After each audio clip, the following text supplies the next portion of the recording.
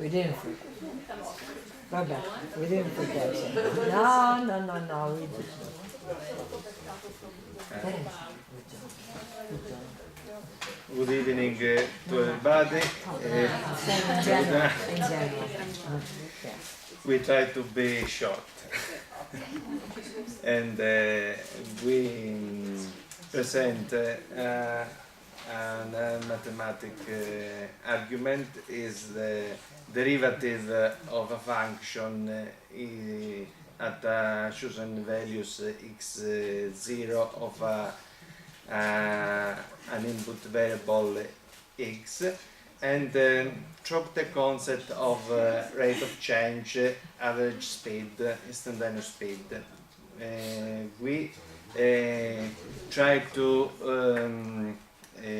explain the derivative by means of example borrowed from the words of the physics, and pointing out also the meaning of slope of the tangent line at the curve in the chosen point.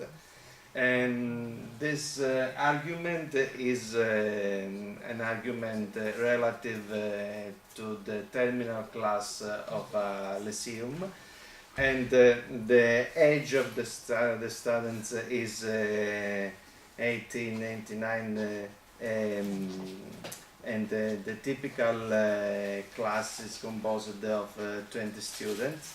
And the topic is the derivative. And we try to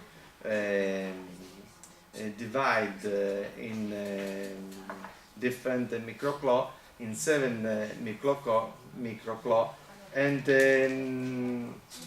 by making example related to the world of the physics, and by allowing the student to improve and to empower the ability of the language, the writing, the reading, but also the speaking and the listening. And this is the lesson plan, and the division in the various microclaw. So the main objective is to explain the concept of derivative of a function, and to make the student learning that the derivative is connected to the slope of the tangent line in the chosen point. This is the big topic. And we try to allow the comprehension in a simple way, in a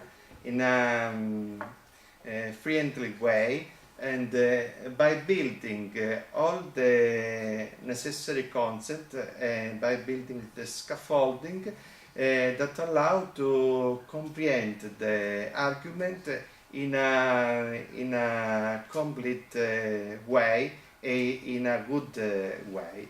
And we try to balance the content cognitive demand with the language cognitive demand, and also giving an attention to the comprehension of the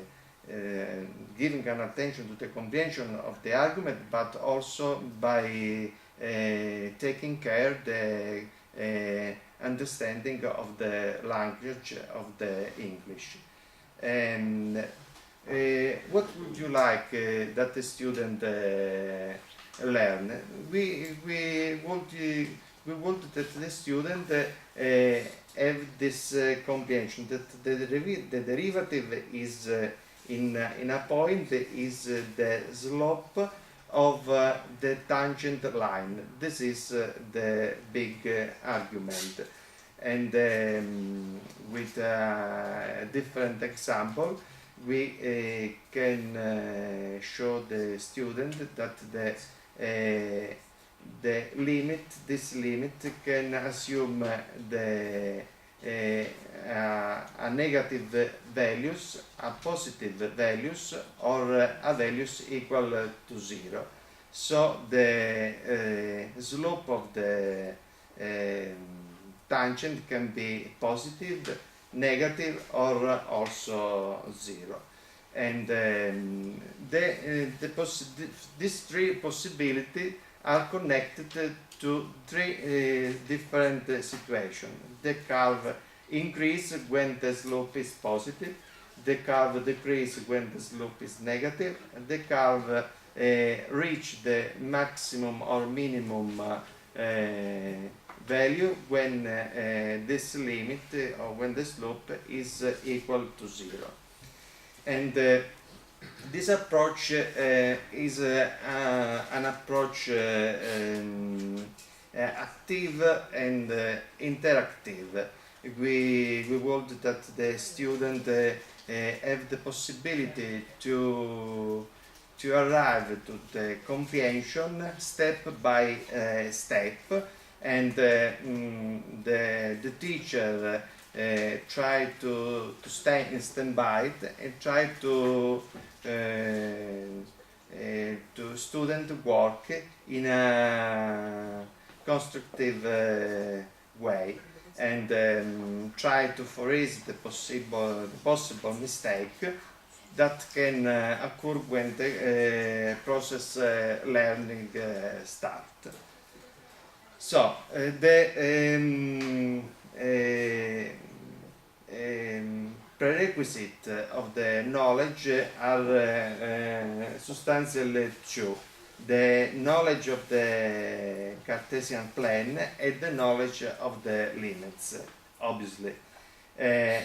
Also the knowledge of the function, also the principal, the fundamental element like domain, sign of a function, and so on.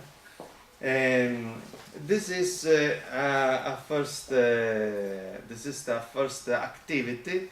Is an activity connected with the first micro-CLIL, and difference and change, because we can arrive to the concept of derivative, like the ratio between two variations, the variation of the function and the variation of the independent variable of the function. And this exercise my colleague can illustrate this exercise. You can see that the first activity is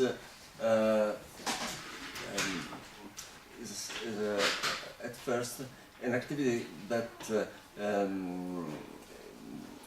needs the work, the direct work by the students, and not the drive by the teacher. So all our work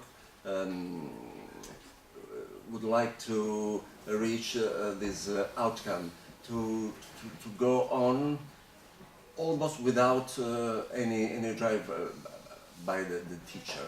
So we have soon an activity in which the words they need to put in the gap are simple words, and so they can think about the content without have any difficult use of the language.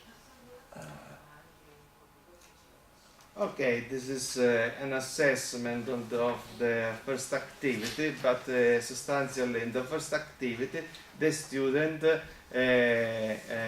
learn that a variable like x can variate, and this variation can be positive, negative, or also 0. not only the x variation can have the x variation can happen, but also the variation can happen along y-axis. This is an example of a line passing through the point A and B, and we said. Okay. I increase my speed. Okay. This is the line passing through the position A and B. We said at the beginning that the tangent line is important to understand the meaning of the derivative. But we have to teach what is the slope of a line, and we try to recover in this activity the slope of a line. The slope of a line is the ratio between the variation of the y and the variation of the x. And the calculus can illustrate by means of these formulas. Delta y on delta x, and m is the slope of the line AB in the example we have solved. But in general, m can be positive or negative, or also can be equal to 0. And in this assessment we give the student the possibility to match the first sentences with the right answer showed below. And obviously the m is connected with the two variables x and y, and we call m also rate of change of a variable respect to another variable.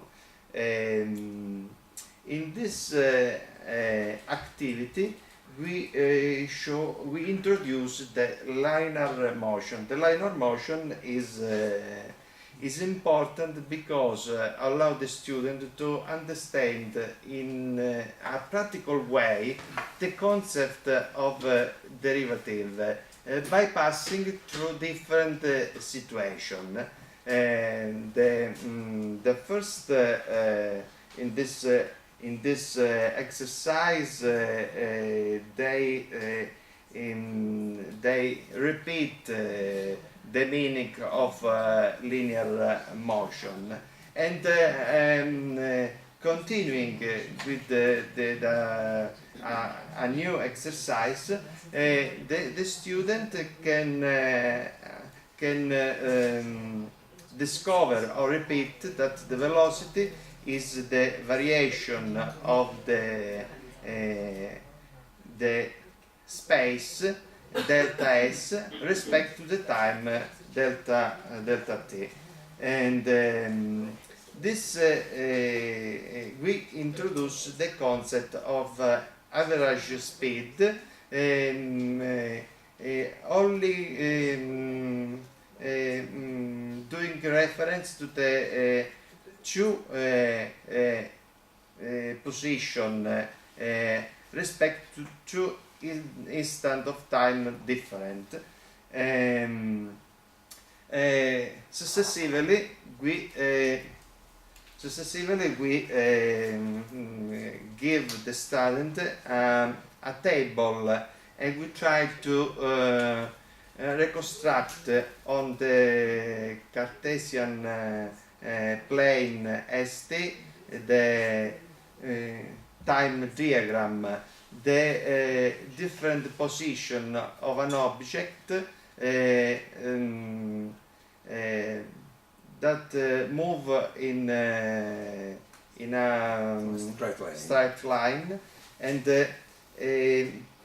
by changing its velocity, and the student can calculate the velocity, can reconstruct this table on the time diagram, and can calculate the velocity in the different point by the rate of change delta S on delta T. We can see how the velocity change along the motion, because in a first step the velocity assuming a determined value, and after the velocity change, and we arrive at this point where the motion doesn't change when the time passes and the motion is stopped. Okay, this is a matching where the student is related to the previous graph, so they can answer looking at the graph. In this activity, we show a motion of an object through upwards, and with an initial velocity speed. This is the formulas that illustrate the motion, and we can decompose the motion, a parabolic motion in the time diagram, in a discrete way. Also in this activity we gave them the graph. They have only to answer. In this case, they have to fill the empty cells, and in the other activity, they always have to answer and choose the right phrase among given, and in the next one, we have to fill. They have to fill the grid, looking at the graph. This is another matching, and here the student learn that with reference to the motion before seen, is possible to calculate the instantaneous values of velocity, and these values can be calculated by means of limits. Limits, and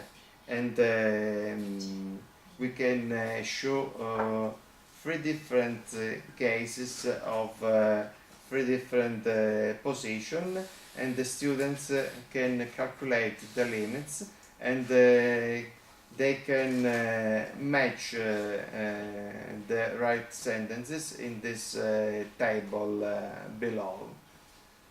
And there is a definition more precise of the derivative, just to close to complete our work.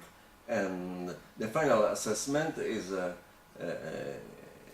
idea just to catch their attention, and anyway that this line is can be considered the graph of a function. Or in any our activity, we ensure that the students have already get the right word, the needed words, the needed concepts, so that they can go on without any trouble and that's Ok. thank you. Thank you. Sarebbe stato bello iniziare con questo. Questa qua. Ok, l'ultima, Roberta.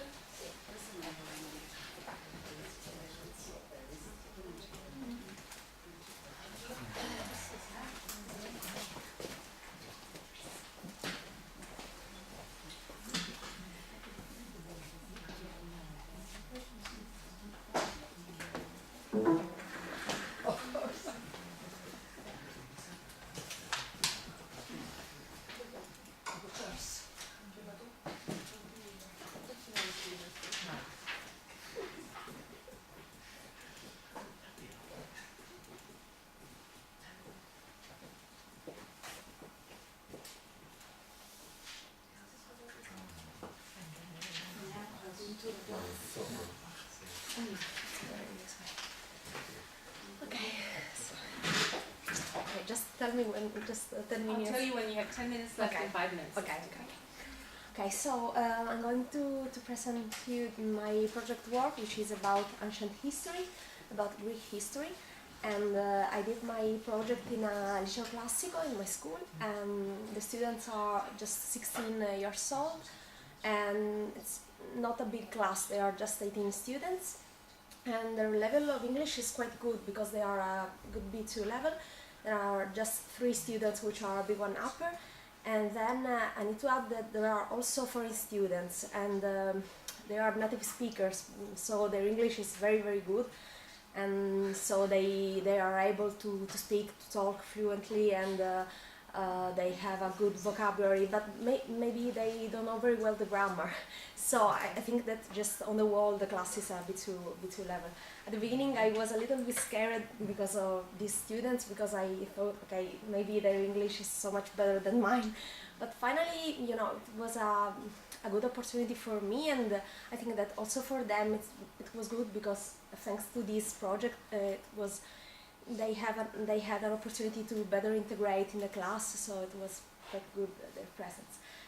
So the topic is about the agora in ancient Greece, and I put here just the pages about the textbook, which is of course in Italian, and then I put also a link of Wikipedia, because there is just the content in English, some pieces are from Wikipedia. And about the prerequisite knowledge, I put basic information about Greek history, and you have to consider that in a liceo classico the students start to study Greek history during the first year, and then they continue to study history until contemporary history in the last year. But they continue all along the 5 years to study Greek language, Greek literature, so they must know very well. The same for Latin. I mean, they studied Latin and Greek language and literature, so they have to know very well Greek history and Roman history. I've organized my project work in 4 microclo, and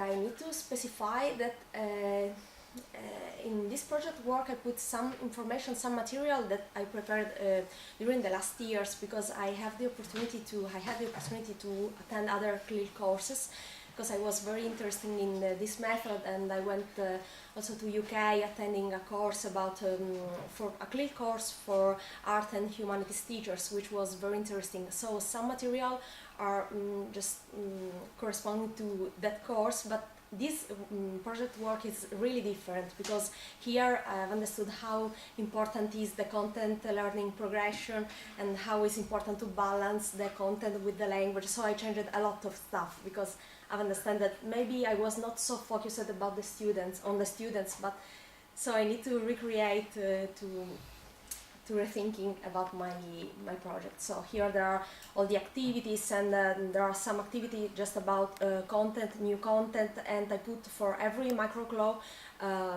activity a part about the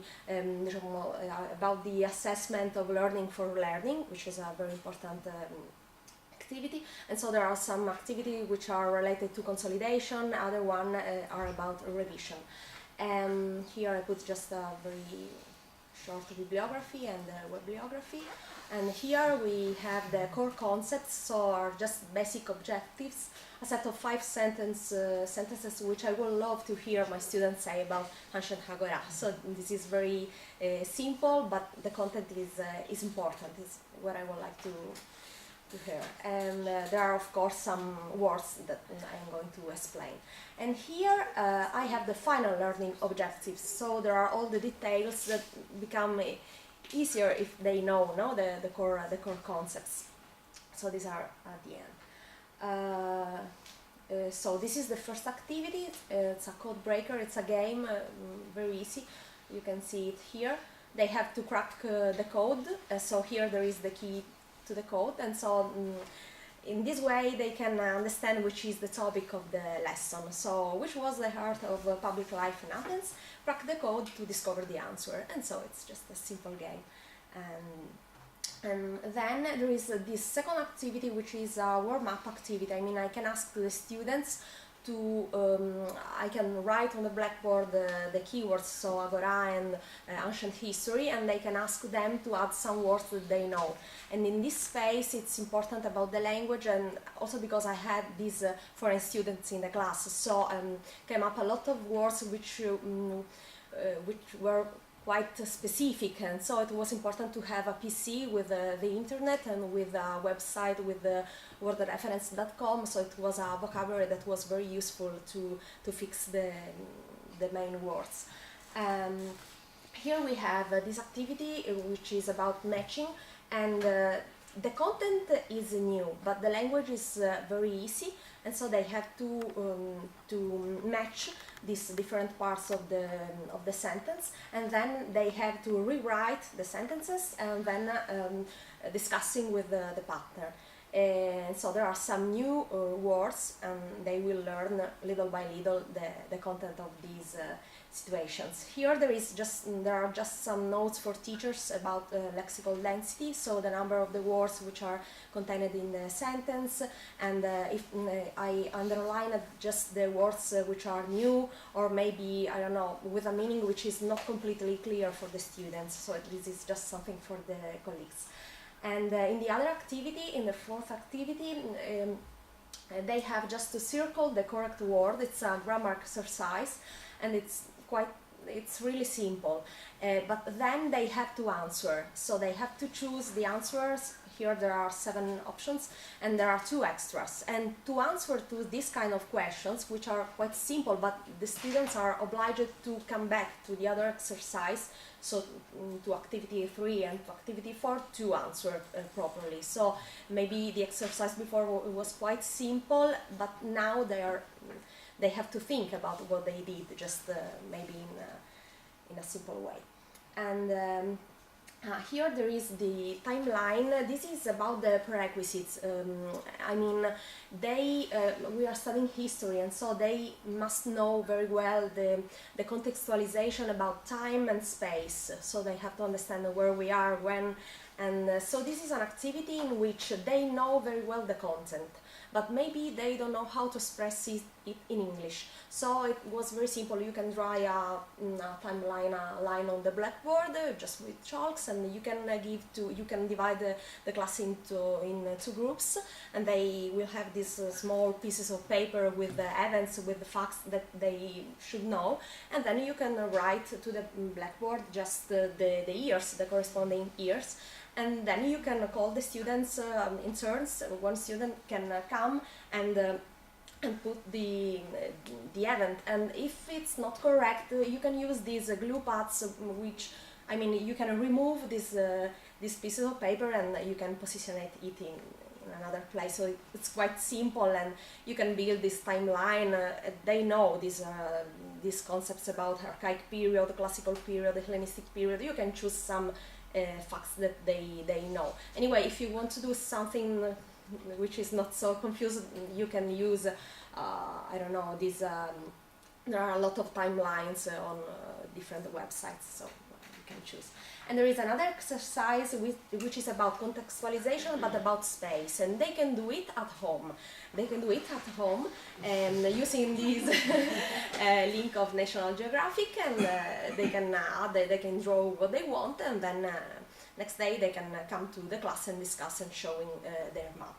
And here there is another activity about definition of agora. This is a consolidation activity because they need to know the words, and you can use this visual thesaurus, which is a very good resource, and so there is the connection between the words, so you can listen to their correct pronunciation, so it's a very good resource. This is the activity 9. They have to put in order a dialogue. This is not so easy, because I mean the exercise is easy, because if you know just the rules of the cohesion of the currency in a phrase, you can understand where to put answers and questions, but the content is quite difficult, so they start to enter in a more difficult phase.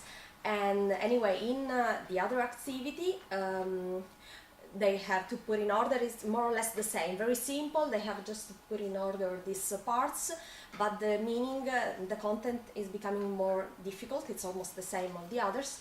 And here there is a focus on the language, which is always very important, about all these keywords that they meet. And I need to add very shortly that this project has a sense because we did another project about Greek language, and we did it not about CLIL. It's not about CLIL project, but we used the Perseus digital library, which is completely in English, so it was so important for the students to do this work in English, and then to do the other work about Greek language using that kind of resource, which was in English. And so we have this exercise, Dinosaur, which is very, very simple, but to do this exercise they had to come back again. So they are obliged to come back to the other activities, which were quite difficult to answer to this, to find the mistake here.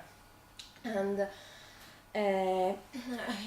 here there are just some revision activities, are very fun activities in which they have to move, they have to mingle. It's I think I love this kind of aspects of CLIL because you can involve visual, auditory, kinesthetic skills, and so I put at the end all these activities which are revision activities, so hot seat, and I don't have time to explain this snowball definition activity, and was too long. And this one, Nuts and Crows, is very simple. It's just true or false, but so they can show me if they understood all this information. Okay, I think that I don't have time, so okay. Thank you for stopping. Okay, Roberta.